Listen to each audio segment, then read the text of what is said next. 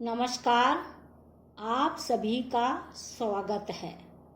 मैं डॉक्टर सुमित्रा यादव, सह आचार्य श्री कल्याण राजकीय कन्या महाविद्यालय सीकर। आज हम इस वीडियो में छायावादी कवि सुमित्रानंदन पंत द्वारा रचित छोटी सी कविता दूर्त झरो के पहले व दूसरे पद की व्याख्या करेंगे। इस कविता में पंत जी ने नवयुग का आह्वान किया है। जीर्ण शीर्ण प्राचीन पत्तों के माध्यम से हमारी रूढ़िवादी प्राचीन जीर्ण शीर्ण परंपराओं या मान्यताओं को नष्ट करने को कहा है। यानी जो पेड़ पर जो पत्ते हैं जो पीले पड़ गए हैं, जो जीर्ण शीर्ण हो गए हैं, उन्हें पेड़ से शीघ्र नष्ट हो जाना चाहिए। तो उसके माध्यम से कवि ये कहना चाहता है कि हमारी जो प्राचीन जो परंपराएं हैं, रूढ़िवादी जो परंपराएं हैं, जो गली सड़ी परंपराएं हैं, वो भी बहुत प्राचीन हो गई हैं, वो भी जीर्ण शीर्ण हो गई हैं। उनको भी उन पत्तों की भांति नष्ट हो जाना चाहिए। तभी नए युग का विकास होगा, नए युग का आह्वान होगा। वे सूखे पत्तों को संबोधित करते हुए कहते हैं, तुम्हें पेड़ से अतिशीघ्र झड़ जाना चाहिए ताकि नए कोमल पत्ते आ सकें। इसलिए तो वे चाहते हैं प्राचीन रूढ़िवादी मान्यताएं नष्ट हो जाएं। ये पेड़ के सूखे गिरने वाले पत्तों के माध्यम से कहना चाहते हैं। तो कवि पंत कहते हैं, दूर्त झरो जगत के जीर्ण पत्र, हे संसस्त ध्वस्त, हे शुष्क शीर्ण, हिम ताप पीत मधुवात भीत, तुम वितराग जड़। तो यहाँ हम व्याख्या करने से पहले कठिन शब्दों का अर्थ बताएंगे। दूर्त माने अति शीघ्र, जीर्ण माने प्राचीन, मधु बसंत, शुष्क शीर्ण माने सूखे और गिरे हुए, वितराग माने उदासीन, वात हवा, विलीन माने नष्ट हो जाना या लुप्त हो जाना। तो कवि पंत कहते हैं, दूर्त झरो जगत के जीर्ण पत्र, हे संसस्त ध्वस्त शुष्क शीर्ण। कि क्या कहते हैं वो? सूखे जीर्ण शीर्ण पत्तों के माध्यम से अपनी भावाभिव्यक्ति व्यक्त करते हुए कहते हैं कि हे सूखे प्राचीन पत्ते, तुम्हें तो अब तक अति शीघ्र पेड़ से झड़ जाना चाहिए, यानी तुम्हें टूटकर नष्ट हो जाना चाहिए। क्यों? नए, इसीलिए तो नए पत्ते आएंगे ताकि हमारी प्राचीन रूढ़िवादी जीर्ण शीर्ण मान्यताएं नष्ट हो सके और एक नए युग का आरंभ हो। इसलिए तुम्हें पेड़ से अति शीघ्र ही झड़ जाना चाहिए। आगे कवि कहता है, हिमताप पीत मधुवात भीत, तुम वितराग जड़। तो कवि क्या कहता है? तुम सर्दी गर्मी के प्रभाव से पीले पड़ गए हो और तुम बसंत ऋतु की तेज हवाओं से भयभीत हो।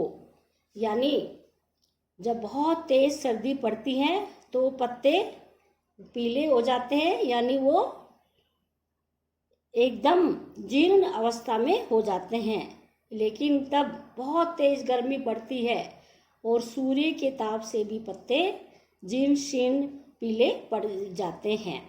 और जब तेज हवाएं चलती हैं तो पत्ते जोर जोर से हिलते हैं तो वो भयभीत हो जाते हैं, यानी उन्हें पेड़ से गिरने का डर लगा रहता है।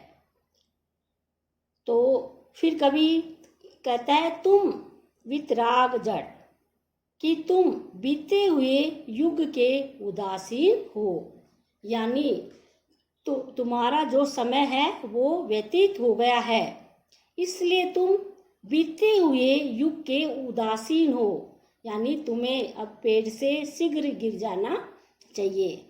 कारण तुम्हारे अंदर कोई चेतना नहीं है, तुम जड़ हो गए हो, तुम मरे हुए के समान हो। इस कारण पेड़ पे रहना व्यर्थ है, क्योंकि तुम्हें तो नीचे गिरना ही है, इसीलिए तो नए पत्ते आएंगे। तो कवि पंत इस प्रकार यह कहना चाहता है कि जैसे पुराने पत्तों के झड़ जाने पर नई कोपलें फूटती हैं, उसी भांति प्राचीन युग के नष्ट हो जाने पर नवीन युग आता है। इसलिए वह प्राचीन युग की व्यर्थ गली सड़ी परंपराओं के माध्यम से जर्जर पत्तों को झड़ जाने को कहते हैं। तो कवि दूसरे पद में मरे हुए पक्षी के माध्यम से अपनी भावनाओं को अभिव्यक्त करते हैं।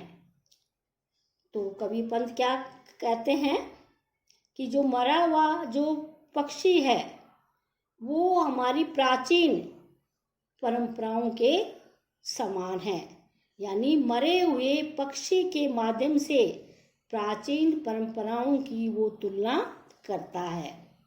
हमारी रूढ़िवादी सदियों से चली आ रही परंपरा उस मरे हुए पक्षी के समान है। कवि कहता है कि जो मर गया है किंतु उसने अपना घोंसला नहीं छोड़ा है, यानी जब पक्षी मर जाता है तो वो घोंसले में ही पड़ा रहता है और मरे हुए पक्षी के जो पंख हैं वो टूटकर हवा में उड़ जाते हैं। उसी भांति कवि हमारी मरी हुई परंपराओं को भी नष्ट कर देना चाहते हैं कि जैसे पक्षी मर जाता है और वो मरने के उपरांत अपने घोंसले में पड़ा रहता है और पड़ा रहने के कारण मरा हुआ जो पक्षी है जो अपने घोंसले में है तो उसकी पंख इधर उधर उड़ती रहती हैं। तो हमारी जो प्राचीन जो मरी हुई जो परंपराएं हैं वो उस पक्षी के उड़ते हुए पंख की भांति हैं।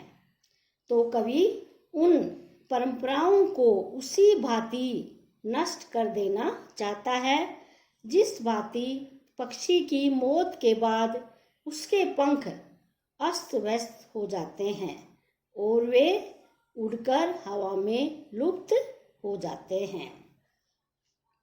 तो कवि पंत ने इन पंक्तियों में प्राचीन युग के विरुद्ध विद्रोह की भावना अभिव्यक्त की है। इस प्रभावशाली अभिव्यक्ति के लिए पंत जी ने जीर्ण शीर्ण पत्तों व मरे हुए पक्षी को माध्यम बनाया है, या यूं कह सकते हैं जीर्ण शीर्ण पत्ते व मरे हुए पक्षी के माध्यम से अपनी प्रभावशाली भावनाओं को अभिव्यक्त किया है। और इन पंक्तियों में पंत जी ने अमूर्त भाव का मूर्त रूप में वर्णन किया है। अलंकारों के रूप में रूपक और अतिशयोक्ति अलंकार का प्रयोग किया है। धन्यवाद।